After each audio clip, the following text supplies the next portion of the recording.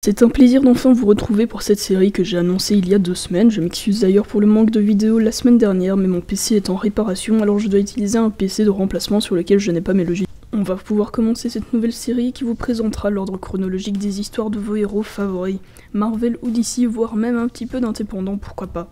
Et pour ce premier épisode, je vous propose de jeter un œil dans la chronologie du Diable de Hell's Kitchen, Daredevil. Pour commencer, les premières histoires du héros sont disponibles dans les intégrales Daredevil. Le but de cette collection est de retracer absolument toutes les histoires d'un héros à partir de sa création et année par année. Pour l'instant, pour Daredevil, les aventures de 1964 à 1970 sont disponibles en intégrale. Après les intégrales, on retrouve le run de Frank Miller en 4 tomes, du tome 0 au tome 3, dans la collection Marvel Icons. Ce run culte commence en 1979 et est un tournant important chez l'Homme sans peur. Par contre, il faut savoir que le tome 3, donc le dernier, est devenu assez rare et les prix ont grimpé aux alentours de 90€, mais une partie de ce 3e tome est disponible dans une édition spéciale sortie pour les 20 ans de Panini. Après le run de Miller, on passe, toujours dans la même collection, au run de Nocenti et de Romita Jr., pour l'instant disponible en 2 tomes. Je ne sais pas s'il y en aura de plus, mais c'est probable. Avec les 2 premiers tomes, ce run s'étend pour l'instant de 1988 à 1990.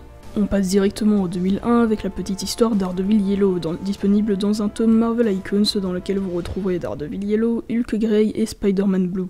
On quitte ensuite les Marvel Icons pour aller au Marvel Select avec la série Daredevil l'Homme sans peur en 4 tomes, mais dont le premier tome est aussi en rupture de stock et trouvable vers 90€ sur internet. Sachez quand même que vous devriez pouvoir lire les autres tomes sans le 1 puisque ce n'est pas le même arc narratif entre les tomes 1 et 2.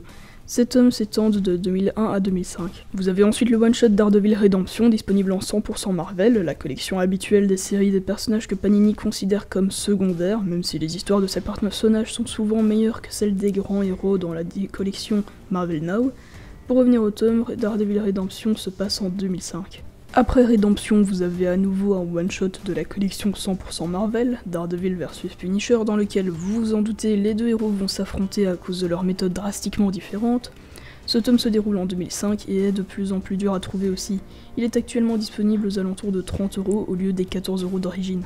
Après ces 2 one-shots, vous avez la série Daredevil en Marvel Deluxe en 4 tomes qui s'étendent de 2006 à 2009 et dont tous les tomes sont encore trouvables. Revenons au Marvel Icons pour une série en 2 tomes, Daredevil par Mark Waid, une réédition du run de Mark Waid qui s'étend de 2011 à 2014.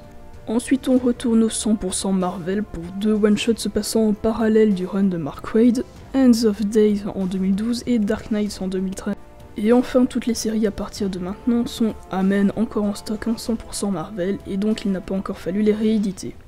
Alors faisons un passage rapide des séries Daredevil à partir de 2014.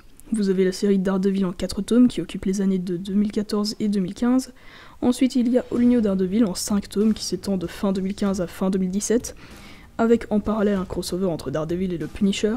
Et enfin Daredevil Legacy dont le premier tome est sorti fin 2018.